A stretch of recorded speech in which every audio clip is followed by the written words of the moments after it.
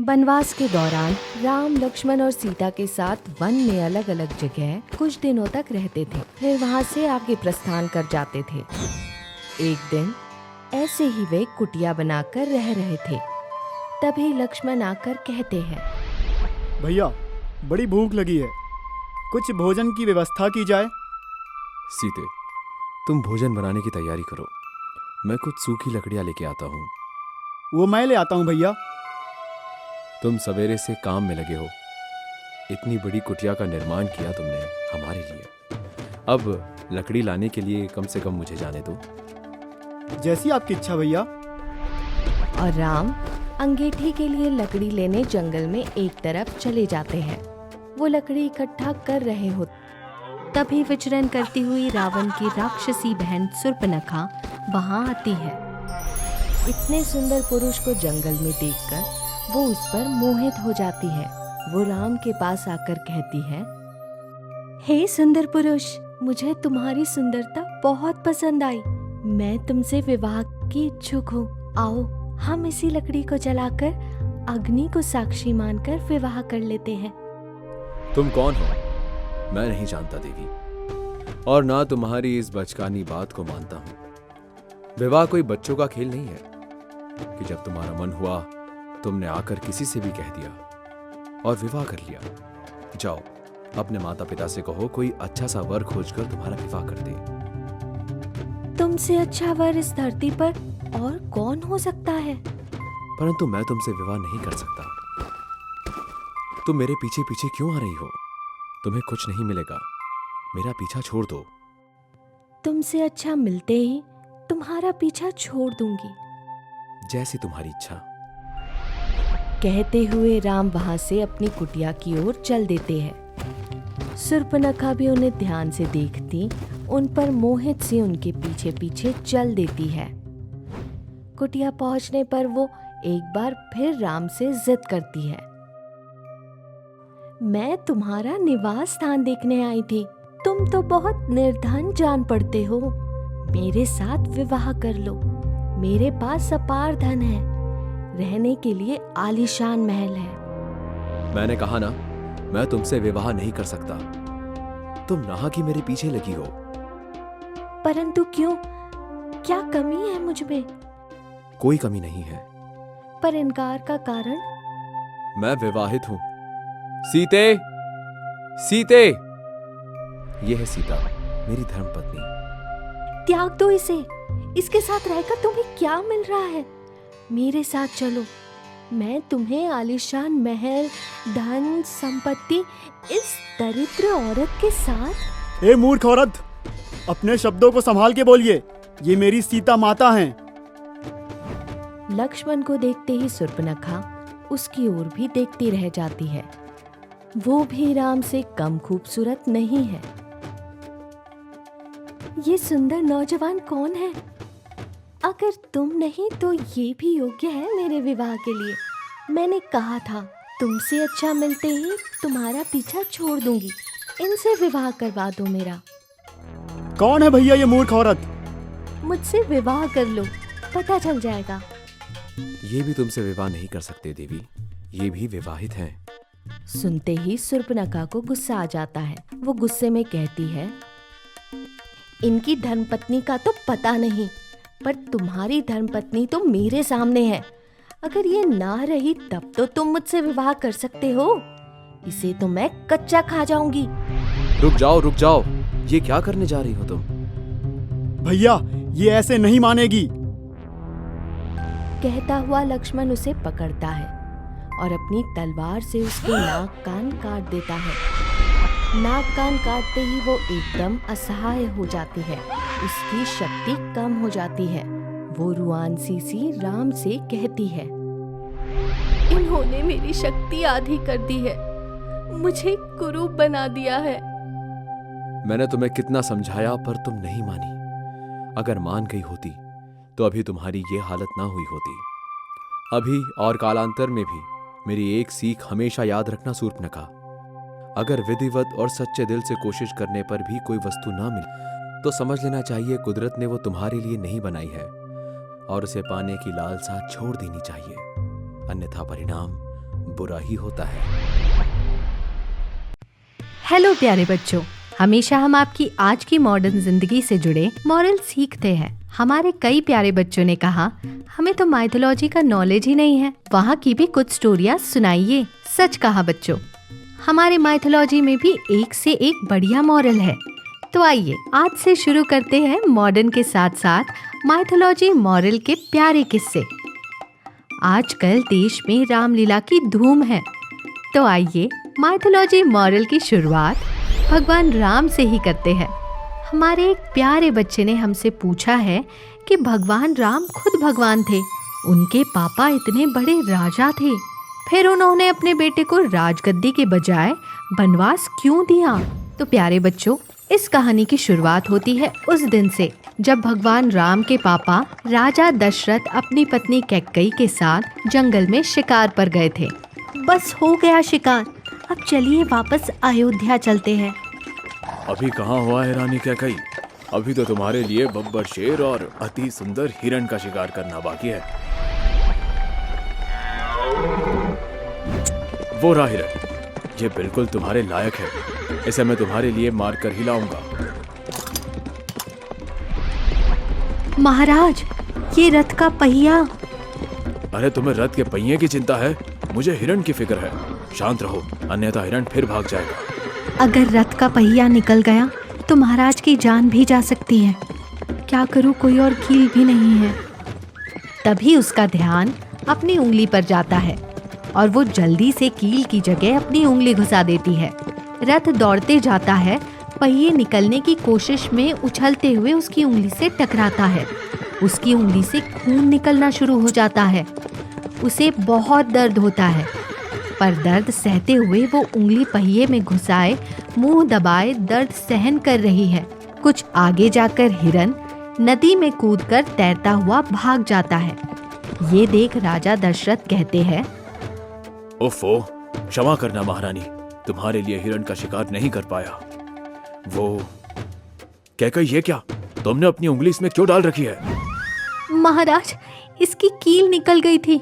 अगर मैं ऐसा नहीं करती तो पहिया निकल जाता और आपकी जान भी जा सकती थी। किंतु तुम्हारी उंगली, इस दर्द में तुम्हारी जान भी जा सकती है। मुझे अपनी जान की फिक्र नहीं महाराज। अयोध्या में रानियां तो 3-3 हैं, पर महाराज दशरथ एक ही है। वाह महारानी, नतमस्तक हो गए हम तुम्हारी सोच और हिम्मत के सामने। हमारी जान की सलामती के बदले मांगो, क्या मांगती हो? जो मांगोगी, अगर हमारे बस में हुआ तो हम एक क्षण के लिए भी देने में विलंब नहीं करेंगे। अभी तो मुझे कुछ नहीं चाहिए महाराज, पर जब समय आएगा मैं अवश्य मांग लूंगी। ठीक है, हम उस समय पर तुम्हारी मांग पूरी करने का वचन देते हैं। उस दिन रानी कैकेयी को वचन देने के बाद वे वापस अयोध्या लौट आए। उस समय तो बात आई गई हो गई, मगर कुछ वर्षों बाद जब महाराज दशरथ ने अपनी जगह राम को राजा बनाने का निर्णय किया तो कैकेयी के कान खड़े हो गए, क्योंकि वो अपने बेटे भरत को राजा बनाना चाहती थी। मगर वो जानती थी राजा दशरथ या कोई भी उसकी ये बात नहीं मानेगा। ऐसे में उसे महाराज दशरथ का खुद को दिया वो वचन याद आया और वो महाराजा दशरथ से अकेले में बात करने के लिए खाना पीना छोड़कर भूखे पेट एक कोप भवन में जा बैठी। महाराजा दशरथ को पता चला तो वे उनसे मिलने कोप भवन पहुँचे। महारानी कैकेयी, किस कष्ट में पीड़ित हो? एक बार हमसे कहा होता, इस तरह अन्न जल त्याग कर। राम हर तरह से राजा बनने योग्य है, पर भरत भी उनसे कम नहीं है। अगर उन्हें भी अयोध्या का राजा बनाया जाए तो वे भी राजपाट अच्छे से संभाल सकते हैं। हाँ, इसमें कोई संदेह नहीं, किंतु राम सबसे बड़े भाई है और प्रथा भी यही कहती है कि राज्याभिषेक बड़े बेटे का पहले होना चाहिए। प्रथाएं भी हमने ही बनाई है महाराज, इसे हम बदल भी सकते हैं। बल्कि हम तो कहते हैं बदल दीजिए, राम की जगह भरत को राजा बनाइए। ऐसा कैसे हो सकता है? हमने निश्चय कर लिया है, सभी को बता भी दिया है कि। आपका निश्चय बड़ा है या आपका वचन? हमारा वचन, एक राजपूत का वचन, निसंदेह सबसे बड़ा होता है। तो स्मरण कीजिए, आपने हमें जंगल में इस उंगली के एवज में वचन दिया था। मैं आज उसी वचन के अनुसार भरत के लिए अयोध्या का सिंहासन मांगती हूँ। किंतु राम। अभी मैंने पूरा वचन मांगा कहाँ है महाराज। भरत को अयोध्या की राजगद्दी और राम को 14 बरस का वनवास। ये क्या कह रही हो तुम महारानी कैकई? राम को 14 वर्ष का वनवास? ये मेरी मांग है। हाँ, ताकि मेरे भरत को राज करने में राम की रुकावट ना हो। महाराज दशरथ ने कैकई को बहुत समझाने की कोशिश की कि भरत को राजगद्दी दे देंगे, पर राम को वनवास, ये सरासर अन्याय है। पर कैकई ने एक नहीं सुनी। अपने वचन में बंधे राजा दशरथ को झुकना पड़ा और उन्हें भगवान राम को 14 बरस के वनवास का आदेश जारी करना पड़ा। भगवान राम एक आज्ञाकारी पुत्र थे। पिता की आज्ञा मिलते ही वो वनवास जाने के लिए निकल पड़े। पिताश्री, आज्ञा दीजिए। मैं 14 वर्ष के वनवास के लिए प्रस्थान कर रहा हूँ। अब 14 वर्ष बाद ही अयोध्या लौटूंगा। तब आपके चरण में फिर से आराम करूंगा। नहीं नहीं मेरे प्यारे लाडले पुत्र, तुम्हें 14 वर्ष तक वनवास में बहुत कष्ट होगा। मैं नहीं चाहता तुम जाओ। जाना पड़ेगा पिताश्री। और कष्ट कैसा? मैं अकेला नहीं, मेरे साथ मेरे अनुज, ये छोटा भाई लक्ष्मण और आपकी बहू सीता भी जा रही है। हमें कोई कष्ट नहीं होगा। और राजा दशरथ अजीब धर्म संकट में फंसे रह गए। ना वो अपने लाडले पुत्र राम को वनवास जाने देना चाहते थे और ना जाने से रोक सकते थे, क्योंकि उनका वचन उन्हें मजबूर किए हुए था। राम, लक्ष्मण और सीता एक साथ वनवास के लिए निकल गए। उनके जाने के बाद उनकी याद में राजा दशरथ रोते रहे, तड़पते रहे, ये सोच सोच कर कि उन्हें जंगल में कितनी तकलीफ होगी। वे अंदर ही अंदर टूटते गए, बुरी तरह बीमार हो गए और आखिर इस बीमारी ने उनकी जान ले ली। जिस जंगल में जान बचाने के लिए उन्होंने वचन दिया था, उसी वचन ने आखिर उनकी जान ले ली। मरते मरते महाराज दशरथ ने कैकई, भरत और बाकी उपस्थित जनों से एक ही बात कही। मैं तो अपने लाडले पुत्र राम के वियोग में अब नहीं बचूंगा, किंतु जाते जाते एक बात कहना चाहता हूँ। पुत्र भरत, कैकई कौशल्या की, मनुष्य को कभी भी बहुत ज्यादा गुस्से में जवाब और बहुत ज्यादा खुशी में वचन नहीं देना चाहिए। कभी कभी खुशी में दिया वचन आगे चलकर उनके लिए सबसे बड़े दुख का कारण बन सकता है। तो प्यारे बच्चों, कैसी लगी आपको हमारी ये पहली mythology moral story? Comment box में जरूर बताना। और बहुत जल्दी हम मिलेंगे अपनी दूसरी माइथोलॉजी मॉरल स्टोरी के साथ।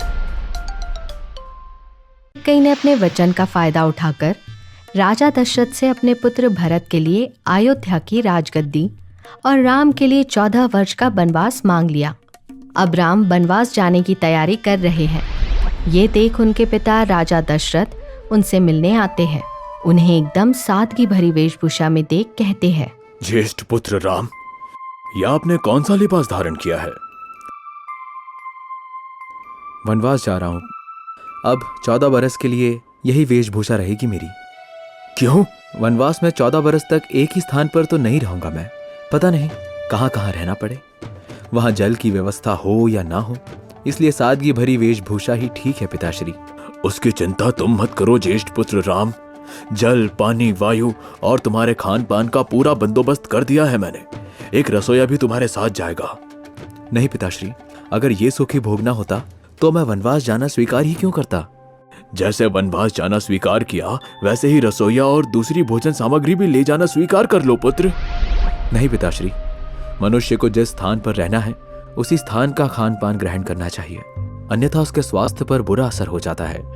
तभी तो प्रकृति हर चीज हर स्थान पर पैदा नहीं करती, क्योंकि वो चीज उस स्थान के लिए उपयुक्त नहीं होती। हम तुम्हारी बात समझ रहे हैं ज्येष्ठ पुत्र, किंतु तुम्हारे साथ तुम्हारे अनुज लक्ष्मण भी है, सीता भी है। उनके लिए आवश्यक भोजन। नहीं पिताश्री, मैंने उन्हें साथ आने के लिए बाध्य नहीं किया। वे अपनी स्वेच्छा से आ रहे हैं, तो वे भी वही कांड मूल फल ग्रहण करेंगे जो मैं ग्रहण करूंगा।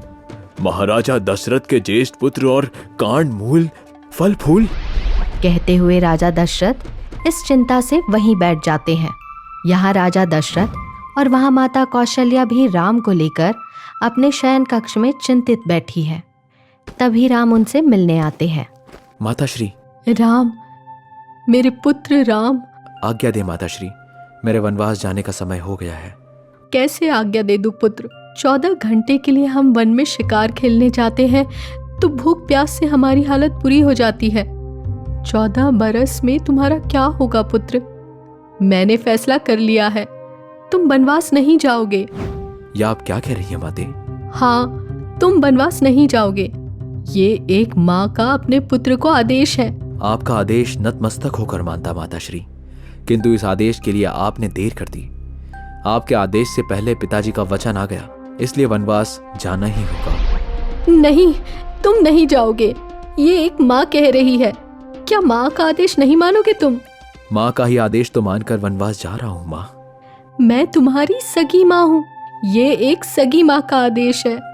माते, माँ सगी हो या कोई और, माँ सब एक समान होती है।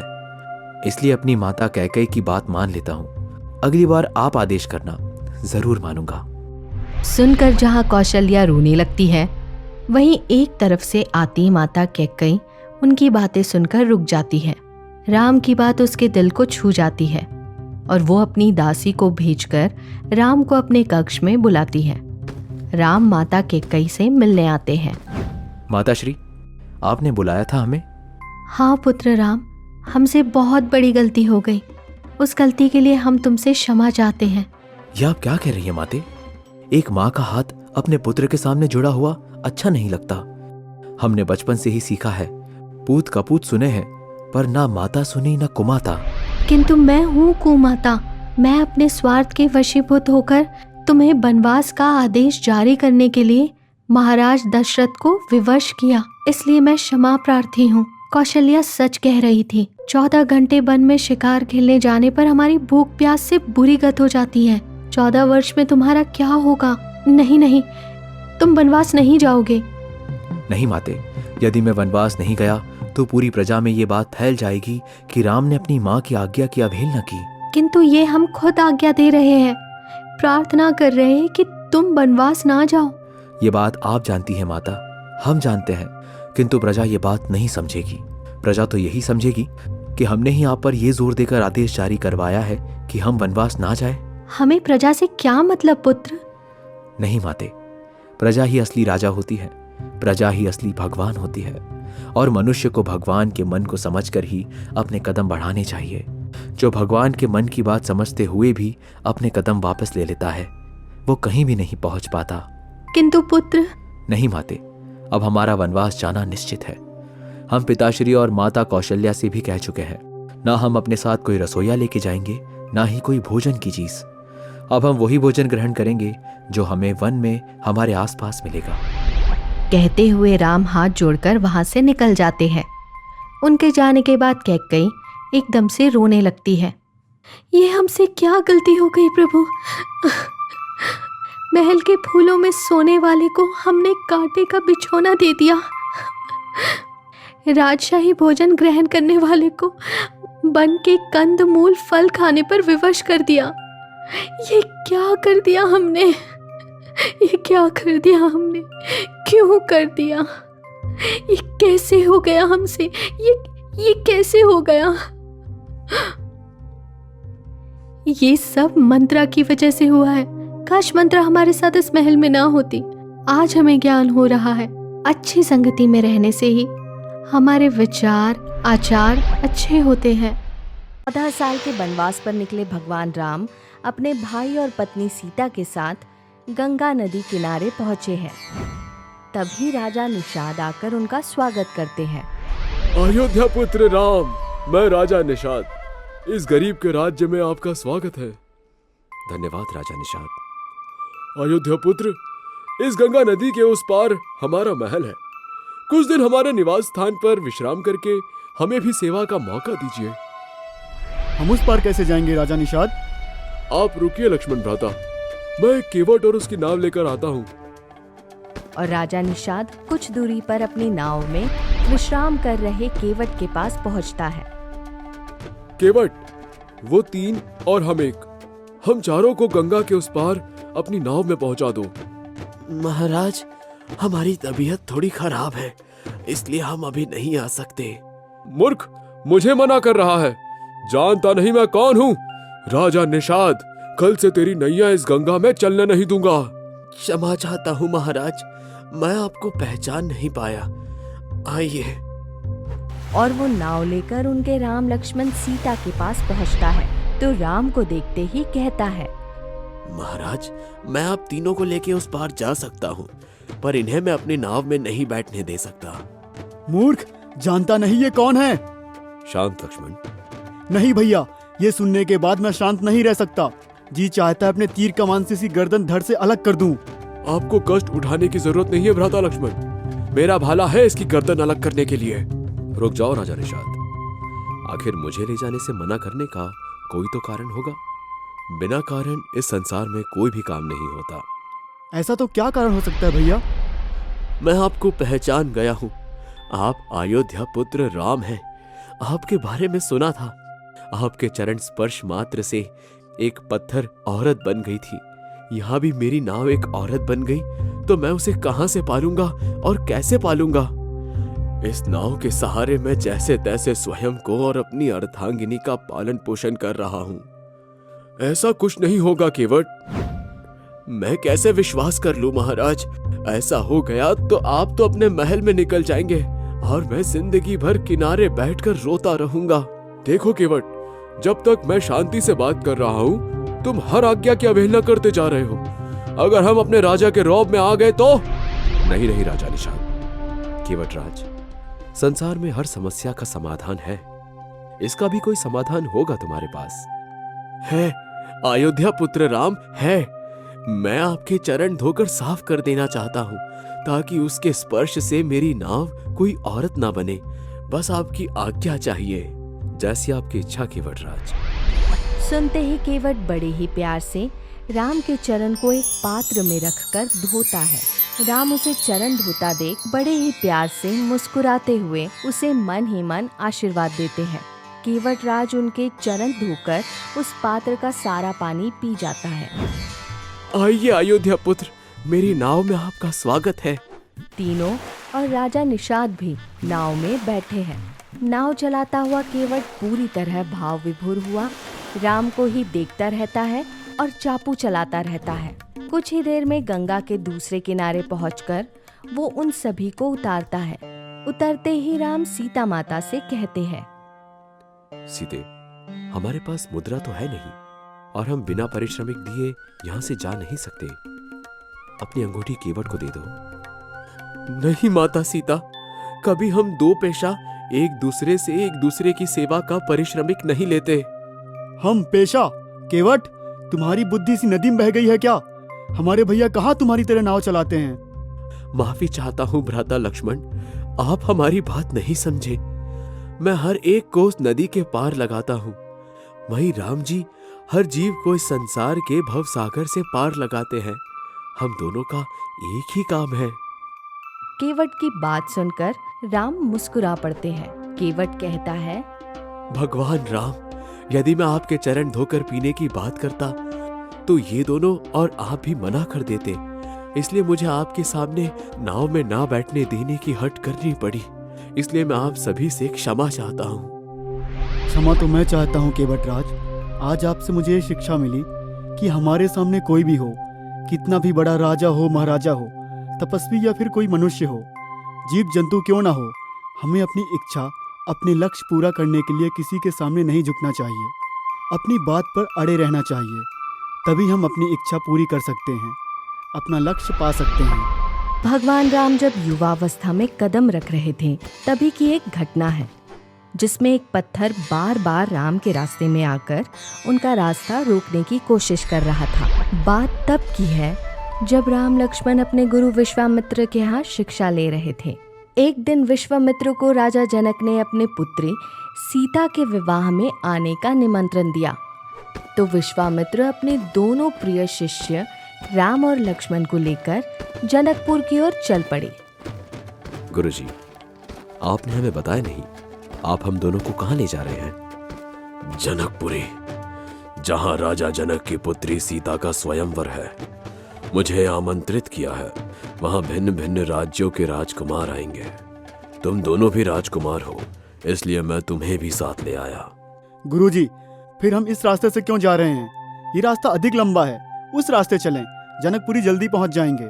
नहीं, हमें इसी रास्ते से जाना है। सुनकर लक्ष्मण चुप रह जाते हैं क्योंकि अपने गुरु की मर्जी के खिलाफ बोलना शिष्यों को शोभा नहीं देता। रास्ते में वो पानी पीने एक कुएं के पास रुकते हैं। तो लक्ष्मण राम से धीमी आवाज में कहता है, भैया, गुरुजी तो खामखा हमें जंगल में घुमा रहे हैं। उनका क्या है, वो तो खाते पीते हैं, किंतु हमें तो भूख लगती है। इतने लंबे रास्ते से ले आए। और शांत लक्ष्मण, जब तक हम गुरुकुल में हैं, हमें गुरु की आज्ञा अनुसार ही चलना चाहिए। भैया देखो, वो पत्थर हमारी तरफ आ रहा है। अगर हमसे टकरा गया और चोट लग गई तो? अगर इतना भय लग रहा है तो वापस गुरुकुल की कुटिया में जाकर आराम करो। मैं और राम कुछ देर में वापस आ जाएंगे। नहीं गुरुजी, जहाँ भैया वहाँ मैं, जहाँ राम वहाँ लक्ष्मण। और वे फिर चुपचाप आगे बढ़ते हैं। अभी वे कुछ ही आगे बढ़े हैं कि तभी फिर वो पत्थर धीरे धीरे उनके पीछे पीछे आता है। ये देखते ही लक्ष्मण उन्हें रोक देता है। भैया, गुरुजी रुकिए। क्या हुआ लक्ष्मण? भैया, मैं इस पत्थर को उधर दूर फेंक देता हूँ। तुम्हें इस पत्थर से क्या कष्ट है लक्ष्मण? रहने दो, तुम अपनी यात्रा करो। सुनकर लक्ष्मण मुंह बनाता हुआ अनमने मन से उनके साथ चल देता है। तभी पत्थर उनकी तरफ बढ़ता है और आकर राम के बिल्कुल आगे रुक जाता है, जैसे राम का रास्ता रोक रहा हो। ये देखते ही लक्ष्मण को गुस्सा आ जाता है। देखा भैया, देखा, कहीं ये किसी कोई मायावी का छल तो नहीं है? अभी अपनी तीर से इसके टुकड़े टुकड़े कर देता हूँ। रुक जाओ लक्ष्मण, ये तुम्हारा वहम है। पवन की अधिकता के कारण ये बहकर यहाँ वहाँ आ रहा है। पवन से पत्थर कैसे उड़ सकता है गुरुजी? लक्ष्मण, पवन के वेग के सामने बड़े बड़े पेड़ पौधे पहाड़ तक टुकड़े होकर उड़ने लगते हैं। ये तो मामूली पत्थर है। किंतु अभी भैया के पैरों में लग जाता तो? नहीं लगेगा, चलो। और भगवान राम जैसे ही आगे बढ़ने के लिए अपने पैर उठाते हैं, पत्थर बिल्कुल उनके पैरों के सामने आ जाता है और हवा में उठाया राम का पैर वापस नीचे आता है तो पत्थर से टकराता है। खड़ाऊ की टाक की आवाज आती है। आवाज सुनते ही लक्ष्मण को गुस्सा आ जाता है। देखा गुरुजी, मैंने पहले ही कहा था, भैया को चोट लग गई तो? और चोट लग गई, अभी मैं इसके टुकड़े टुकड़े कर देता हूँ। भैया, पत्थर कहाँ गया? और ये देवी कौन है? ये मेरे हाथों क्या अनर्थ होने जा रहा था? मैं अहिल्या हूँ लक्ष्मण। मेरे पति गौतम ऋषि ने मेरी अज्ञानता देख अपने श्राप से मुझे पत्थर बना दिया था और कहा था एक दिन भगवान विष्णु अवतार लेकर आएंगे और वही तुम्हारा उद्धार करेंगे। मैं आपसे क्षमा प्रार्थी हूँ कि मैंने आपका रास्ता रोका, पर क्या करूँ, आपका रास्ता ना रोकती तो शायद आज भी मुझे अपने पति के श्राप से मुक्ति नहीं मिलती। मैं जानता हूँ देवी तुम्हारी व्यथा, इसलिए मैं राम को इस रास्ते से लेकर जनकपुरी के लिए आया हूँ। माफ करना गुरुजी, आपसे भी मैं माफी चाहता हूँ। मैंने आपको समझने में भूल की। एक बात हमेशा याद रखना लक्ष्मण, मनुष्य हो या कोई भी जीव जंतु वस्तु पेड़ पौधे, अगर वो आपके आसपास है तो उसका आपसे कोई ना कोई रिश्ता जरूर होगा। इसलिए वो आपके आसपास है, अन्यथा वो कहीं और होता। इसलिए अपने आसपास की हर चीज से हमेशा अच्छा व्यवहार करो। आदिवासी समाज में सबर समुदाय में रहने वाली श्रमना बचपन से ही विष्णु भक्ति में लगी रहती है। आज जब वो जवान हो गई थी तब भी उसे उसी तरह विष्णु भक्ति में लीन देख उसकी माँ कहती है, शबरी, ये विष्णु भक्ति वक्ति कम कर, अब तेरे विवाह की तैयारी चल रही है। अम्मा, मुझे विवाह नहीं करना। मैं तो भगवान विष्णु की भक्ति और उनके दर्शन में ही अपना जीवन बिताना चाहती हूँ। मत्ती मारी गई है तेरी, तू उनके दर्शन कैसे पा सकती है? हमें तो मंदिर में उनकी मूर्ति के दर्शन करने के लिए मंदिर में जाने की मनाही है। इस बात की शिकायत मैं भगवान विष्णु से करूँगी। सचमुच मत्ती भ्रष्ट हो गई है तेरी। अरे विष्णु भगवान से स्वयं सृष्टि के रचयिता और सारे देवी देवता भी शिकायत करने से डरते हैं और तू उनसे शिकायत करेगी? चुपचाप विवाह कर और अपना संसार देख। अरे वाह, इतनी सुंदर सुंदर बकरी, मुर्गी, बतख, खरगोश, ये सब क्यों लाए बापू? कुछ दिन बाद तेरा विवाह है और अपने आदिवासी समाज में परंपरा है कि विवाह निश्चित होने के दिन से विदाई तक रोज जानवर की बलि दी जाती है। इसलिए इतने सारे जानवर लेकर आया हूँ। सुनकर शबरी उन सारे जानवरों की तरफ देखती रह जाती है। रात को भी सोते हुए उसे नींद नहीं आती है। वो सोचती है, हमारा विवाह होगा, इसमें जानवरों का क्या कसूर? उन्हें किस बात की सजा? उन्हें क्यों काटा जाएगा? अगर मेरा विवाह ही ना हो तो सारे जानवर बच जाएंगे। क्या करूं? मैं जानवरों को भी भगा देती हूँ और खुद भी घर से भाग जाती हूँ। और वो सारे जानवरों को खोलकर भगाती हुई खुद भी घर से भाग जाती है। रात के अंधेरे में वो जंगल में भागती चली जाती है। यहाँ सवेरे उसे घर से भाग गए देख घर में हंगामा हो जाता है। अब क्या होगा? हमारी शबरी तो भाग गए ना? चिंता ना करो, भाग कर जाएंगी कहाँ? जब भूख लगेगी तो स्वयं ही घर आ जाएगी। मगर शबरी घर वापस आने के बजाय भूख प्यास से भटकती हुई साधु संतों के कई आश्रम में जाती है, पर सारे साधु उसे आदिवासी जाति की देख अपने आश्रम से भगा देते हैं। किंतु जब वो मतंगी ऋषि के आश्रम में पहुंचती है तो मतंगी ऋषि उसकी विष्णु भक्ति जानकर खुश हो जाते हैं। ओह, तो तुम विष्णु भक्ति करना चाहती हो, भक्ति का संपूर्ण ज्ञान पाना चाहती हो। ज्ञान ही नहीं ऋषवर, मैं विष्णु के दर्शन भी पाना चाहती हूँ। बड़ी अबोध बालिका हो तुम। भगवान विष्णु के दर्शन स्वयं बड़े बड़े देवी देवताओं को भी नहीं होते, अपितु तुम चाहो तो इस आश्रम में रहकर भक्ति का संपूर्ण ज्ञान पा सकती हो। बदले में तुम्हें आश्रम की सेवा करनी होगी। और शबरी मतंगी ऋषि के आश्रम में रहकर आश्रम की देखभाल करने लगी। एक दिन मतंगी ऋषि ने उससे कहा, शबरी, तुम्हें पता है जिस विष्णु भगवान की तुम इतनी भक्ति करती हो, उन्होंने राम नाम से इस पृथ्वी पर अवतार लिया है। तब तो कल से मुझे अपनी कुटिया को पूरी तरह साफ और सजाकर रखना होगा ऋषिवर। क्यों? पता नहीं कब मेरे विष्णु के अवतार राम मेरी कुटिया में आ जाए मुझे दर्शन देने। तुम सचमुच अबोध बालिका ही हो अब तक। राम भला यहाँ इस आश्रम में या तुम्हारी कुटिया में क्यों आएंगे? और उस दिन के बाद शबरी रोज अपनी कुटिया को सजाने लगी। राम को खिलाने के लिए तरह तरह के फलों को सजाकर टोकरी में रखने लगी। पर मतंगी ऋषि की बात सच निकली, राम तो नहीं आए। मतंगी ऋषि जरूर अपना जीवन त्याग गए। अब शबरी आश्रम में पूरी तरह अकेली हो गई, मगर विष्णु के प्रति उसकी भक्ति कम नहीं हुई। राम की राह देखते देखते वो बूढ़ी हो गई, मगर उसने राम के लिए रोज जंगल से फल तोड़कर लाना और उनके पीने के लिए पानी लाना बंद नहीं किया। एक दिन वो राम के लिए ही तालाब पानी भरने जाती है, जहाँ एक पहुँचे हुए ऋषि आदिवासी को ऋषियों के तालाब से पानी भरने आए देख गुस्से से भर जाते हैं। मूर्ख औरत, हम ऋषियों के तालाब को अपवित्र कर रही है, भाग यहाँ से।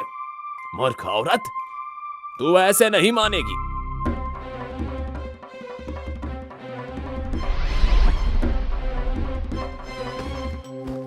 इस घटना के कुछ दिनों बाद वनवास के दौरान राम वहां आते हैं तो ऋषिवर उनका स्वागत करते हुए कहते हैं, अयोध्या पुत्र राम जी, आपका हमारे आश्रम में स्वागत है और आपसे प्रार्थना है कि आप अपने पवित्र चरण इस तालाब में डालकर इसका पानी साफ कर दें।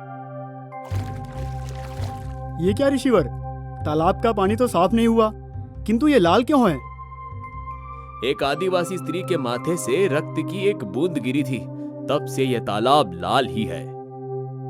वो स्त्री जरूर कोई पवित्र स्त्री है, मैं उनसे मिलना चाहता हूँ। सुनते ही ऋषिवर के कहने पर उनका चेला शबरी को बुलाने जाता है। उसके मुंह से राम के आने और उसे बुलाने की बात सुनते ही शबरी पागल हो जाती है। इस बुढ़ापे में भी पागलों सी दौड़ती हुई वो तालाब किनारे पहुंचती है और राम के सामने एकदम से रुकती है। उसके रुकते ही उसके पैर से उधर धूल तालाब में जा गिरती है। धूल के गिरते ही तालाब का पानी एकदम साफ हो जाता है। ये देख राम ऋषियों से कहते हैं, ऋषिवर, शबरी के पैरों की धूल ही इतनी पवित्र है कि तालाब साफ हो गया। और तुम इन्हें मारकर भगा रहे थे। अपने कृत्य के लिए हम क्षमा चाहते हैं शबरी माते। राम, मेरे राम, मैं बरसों से आपकी प्रतीक्षा कर रही हूँ। मेरी कुटिया पर आपके भोजन की पूरी व्यवस्था है। मेरी आपसे प्रार्थना है, आप मेरी कुटिया में आकर भोजन ग्रहण करें। जरूर। और भगवान राम उसकी कुटिया में जाते हैं, जहाँ शबरी उन्हें अपने बेर खाने को देती है। वो खाना चाहते हैं तो एकदम से उनके हाथ से छीन लेती है।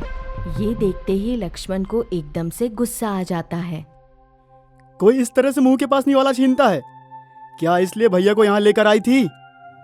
नहीं नहीं, ये खट्टा हुआ तो मेरे राम के दांत खट्टे हो जाएंगे, जी खराब हो जाएगा।